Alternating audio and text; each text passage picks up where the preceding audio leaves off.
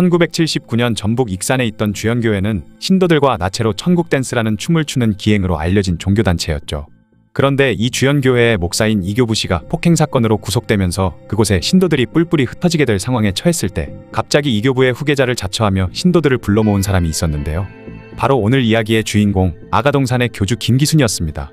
아가동산은 1982년에 김기순이 창시한 대한민국의 신흥종교로 대법원 판결상 사이비 종교로 판정받지는 않았지만 이들이 명백한 사이비 종교라고 보는 시각이 많으며 무엇보다도 중요한 것은 이들로 인해 피해를 본 사람들이 분명히 존재한다는 점이죠.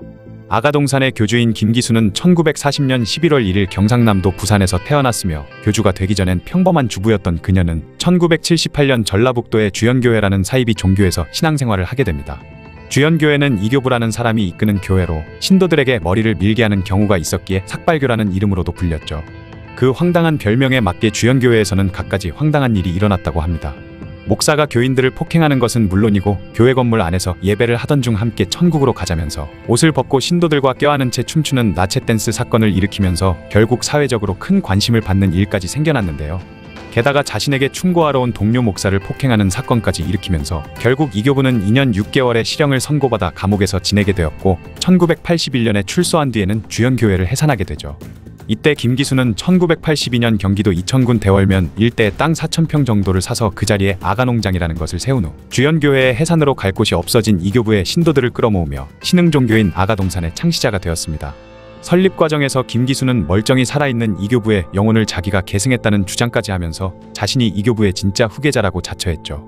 이러한 행동들은 당연히 이교부의 원한을 사게 되었고 이교부는 훗날 김기순이 재판 이후 감옥에 갇히자 아가동산의 기존 신도들을 다시 데려오는 것으로 복수를 했다고 하네요. 아가동산은 언뜻 보면 그냥 일반적인 개신교 종파 중 하나로 보일 수도 있지만 자세히 들여다보면 개신교에서 예수를 빼고 그 자리에 김기순을 대신 집어넣은 전형적인 사이비 종교라고 합니다. 이 종교의 교리는 일단 김기순은 신이며 3살짜리 아기이기 때문에 그녀가 어떤 말을 하고 어떤 짓을 해도 죄가 되지 않는다는 것이죠.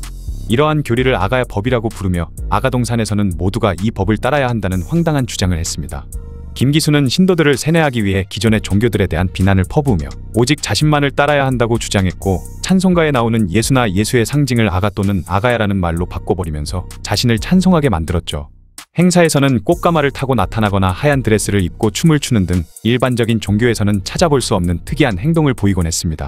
게다가 아가농장이라는 노동착취형 농장을 짓고 수많은 신도들을 이용해 자신의 돈벌이에 이용하기도 했는데요.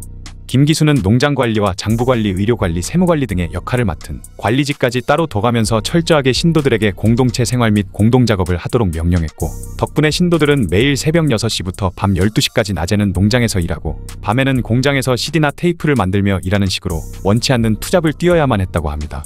이런 부당한 명령에 저항하는 사람들은 폭행을 당하거나 심지어는 살해당한 후 안매장을 당하는 경우까지 있었다고 하죠. 특히 이곳에서 신도 3명을 살해한 것이 밝혀졌는데 1987년 8월 14일에는 7살 어린이였던 최낙원 군이 교주 김기순을 믿지 않는다는 이유로 억울한 죽음을 당했습니다. 김기순은 최낙원 군을 돼지우리에 집어넣은 후 신도들에게 아이에게 붙은 귀신을 쫓아내야 한다는 핑계를 대며 일주일 동안 최낙원 군을 굶기고 폭행한 끝에 결국 죽게 만들었죠. 치밀하게도 범행을 저지를 때 여러 명의 신도들이 돌아가면서 피해자를 몇 대씩만 때리고 나오도록 명령을 내리면서 정작 폭행을 저지르는 신도들도 자신들이 최군에게 가하는 폭력이 어느 정도나 되는지 짐작하기 어렵게 만드는 방식을 사용했다고 하네요. 그리고 1988년 1월 2일에는 과수원 관리 책임자이던 윤모 씨가 교주의 말을 잘 안 듣는다는 이유로 살해당했으며 같은 해 11월에는 21세 여성 강모 씨가 교주의 아들을 유혹해서 교리를 어지럽혔다는 명목으로 창고로 끌려가 그녀의 부모에게 따귀를 맞은 후 여러 신도들이 휘두른 강목에 맞아 살해당했는데 아가동산 교단 측에서는 그저 가출로 처리했다고 하죠. 강모 씨는 신도들 사이에서도 특히 눈에 띄는 예쁜 외모를 가지고 있었는데 교주의 집에 드나들며 그녀의 집안일을 대신 해주고 있었다고 합니다. 당시 교주의 아들이 강모 씨에게 먼저 관심을 갖게 되면서 교주인 엄마에게 부탁해 그녀를 식모로 부리자는 부탁을 하면서 강모 씨가 교주의 집에서 집안일을 하게 됐던 것인데 이후 이를 다른 신도들에게 들키자 반발이 일어날 것을 우려해 교리를 어지럽혔다는 명목으로 그녀를 폭행해 끝내 목숨을 뺏은 것이죠. 강모 씨 전에 살해당한 윤 씨의 경우 그의 아들이 이천경찰서에 진정서를 냈지만 윤 씨의 아내가 남편은 음독자살했다고 주장을 하는 바람에 수사가 이루어지지 못했고 병원 의사들도 사체를 검안할 당시 최낙원 군의 사인은 선천성 심장질환 그리고 윤 씨는 음독자살 등으로 처리해버렸는데 이렇게 비협조적으로 수사에 나선 일부 경찰관과 병원 의사들의 부실한 사체 검안 그리고 아가동산의 신도였던 유족들마저 조사에 비협조적으로 나오면서 수년간 그 사건들이 숨겨져 왔던 것인데요. 게다가 목격자들도 피해자들이 폭행을 당하는 광경은 봤지만 실제 살해당하는 과정을 보지는 못했다고 하죠. 김기수는 교인들에게 1년에 딱 4번만 휴가를 줬는데 바로 신정과 광복절, 크리스마스, 그리고 교주 생일이었다고 합니다. 황당하게도 교주 생일에 쉬는 이유는 교주 김기순을 우상으로 하는 연극을 관람해야 했기 때문이라고 하네요. 당연히 주말과 추석, 설날 연휴에도 일을 해야만 했습니다. 그리고 텔레비전이나 신문 등을 보는 것을 금지시키고 외부 출입이나 가족면회 등도 금지시키는 등 신도들이 바깥 소식을 접할 수 있는 수단을 모두 막아버렸다고 하죠. 가족이 모두 신도인 경우에는 오직 김기순만을 사랑해야 한다는 이유로 가족들을 모두 뿔뿔이 흩어놓았는데 아버지는 아저씨라 부르고 어머니는 아줌마라고 부르면서 마치 서로 남인 것처럼 대하게 만들었으며 심지어 부부끼리 같이 자는 것조차 금지했고 신도들이 데려온 아이들도 대부분이 중졸 정도의 학력까지만 쌓도록 하면서 병역의 의무까지 고의로 피할 수 있도록 강요했다고 합니다.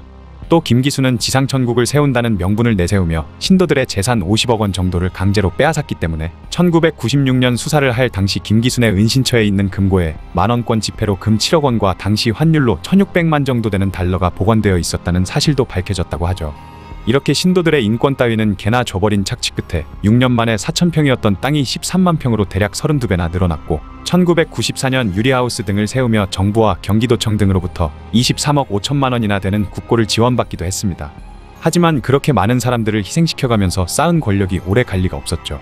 1995년 8월에 아가동산을 탈출한 신도들이 교단 측의 탈세와 사기 등 온갖 비리에 대해 경찰에 진정서를 냈지만 경찰에서는 증거 불충분으로 20일 만에 내사 종결 처분을 내버렸습니다. 그러자 신도들은 1996년 7월 15일 경기도청에 같은 내용의 진정서를 제출했고 이천경찰서에서 이 사건에 대한 재수사에 나섰죠. 그리고 12월 1일 수원지방검찰청 여주지청은 이천경찰서로부터 아가동산과 관련된 수사자료를 넘겨받은 후 김기순과 관리 책임자 김씨 등 핵심 신도 3명을 구속하고 공개수사로 전환해 검경 합동수사에 들어갔습니다. 김기순은 자신에게 구속영장이 발부된 사실을 전해 듣고는 남편과 함께 시골 지역을 돌아다니며 도피 생활을 하다가 12월 16일에 결국 검찰로 자진 출두를 했고 자신에게 쓰여진 혐의에 대해서는 모두 부인했지만 결국 구속됐습니다. 19일에는 교주의 아들을 유혹했다는 누명을 쓰고 살해당했던 강 씨의 유해 발굴에 착수했지만 결국 그녀의 유골은 찾지 못했고 27일에는 김기순의 10명이 살인 및 사기 혐의로 기소됐죠. 1997년 4월 28일 김기순에게는 사형이 구형됐고 나머지 간부들에게도 모두 중형이 구형됐지만 그 사이 1996년 노동법 날치기와 한보사태, 김현철 스캔들 등 숱한 사회적 이슈들이 잇따라 터지며 아가동사는 사람들에게서 점차 잊혀져간 데다 검찰 조사 과정에서 당시 신도들의 사체를 암매장한 혐의를 받고 있던 굴삭기 기사 윤 씨가 진술을 번복한 사실이 밝혀지고 폭행당해 죽은 최낙원 군의 친모까지 자신의 아들은 살해당한 것이 아니라 선천성 심장병으로 죽었다며 교주를 감싸는 바람에 결국 제대로 된 피해 사실을 증명하는 데 실패했습니다. 최근 밝혀진 사실에 따르면 재판 전날 김기순이 피해자의 친모를 직접 불러 그녀를 설득했으며 재판 당일에도 아가동산 관계자들이 와서 그녀를 감시하고 있었다고 하네요. 그렇게 김기순은 조세포탈과 횡령 등의 혐의에 대해서만 유죄가 인정되어 징역 4년과 벌금 56억 원을 선고받는 데 그쳤으며 이후 보증금 1억 원을 내는 조건하에 보석으로 석방이 되었습니다. 그렇게 신도 살해와 폭력은 위와 같은 이유로 무혐의로 판결되었지만 이후에도 이에 대해 증언하는 피해자들이 적지 않았기에 아직까지도 많은 사람들이 이 사건과 관련해 의문을 제기하고 있으며 아가동산에서 노동력을 착취당한 피해자들 또한 그동안 김기순이 사람들을 착취하고 중노동시킨 죄에 비해서 너무나도 가벼운 처벌을 받았다며 분통을 터뜨리기도 했죠. 그렇게 김기순이 수많은 신도들의 노동력을 착취해 세운 아가동산은 김기순이 구속되고 난 후 그 세력이 약해지기 시작해 점점 신도들이 줄어들면서 사실상 해산되었고 2000년 8월에 완전히 출소한 김기순은 교주로서의 권력을 잃게 됩니다.